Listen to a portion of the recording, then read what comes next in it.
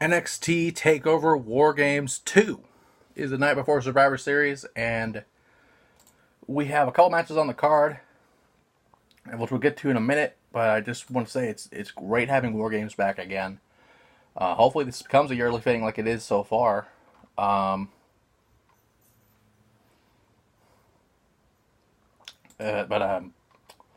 have three matches on the card. First off, Aleister Black versus Johnny Gargano. Over the past few months, Black has been attacked by someone mysteriously, to where we had over 50 or 50 plus suspects on this investigation, to where it led up to beat Johnny Gargano. And, a couple nights ago on NXT that played out with Candice and Black being in the same ring at the same time, with Johnny not being there, stuff like that. But it leads up to Black facing Gargano at WarGames in a regular match. I'm going to go with Aleister Black just because he needs it more. I mean, obviously it would make more sense for him to defeat his attacker and stuff like that. Now, this year's WarGames is a little different because there are only two teams instead of the three that happened last year. Some of the same rules are still in effect. For example, the two teams are going to be in separate shark cages, which is going to be a really big fucking shark cage because it's 4 people instead of 3 people like last year.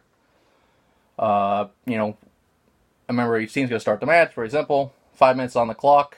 When that team expires after the 1-on-1 period, a member from each team will enter the match, but the one that wins the advantage, whether by a coin flip or whatever they want to do, we'll have a 2-on-1 advantage, a 3-on-1 advantage, and eventually a 2-on-1 advantage, a 3-on-2 advantage, and finally a 4-on-3 advantage.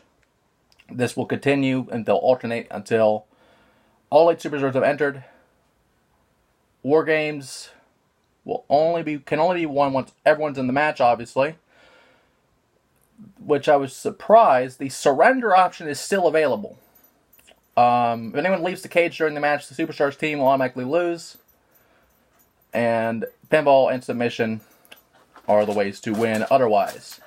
With that being said, the people in the teams, team number 1, the North American champion, Ricochet, the United Kingdom champion, Pete Dunne, and the War Raiders, against all 4 of the Undisputed Era, which includes the returning Bobby Fish.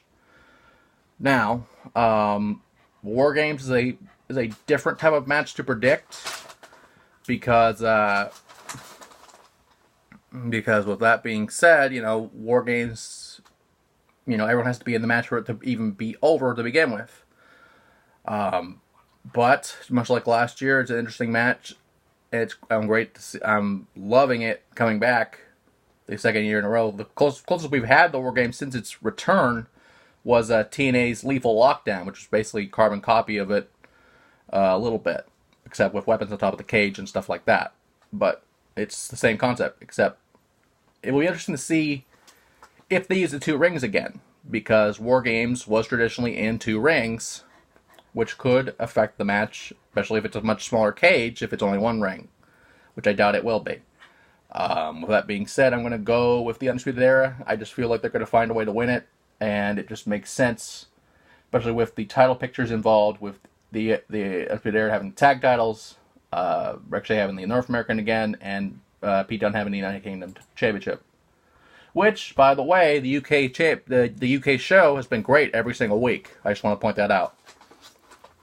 And finally, Tommaso Ciampa defends the NXT Championship against the Velveteen Dream. A match I never thought would happen, but it's happening.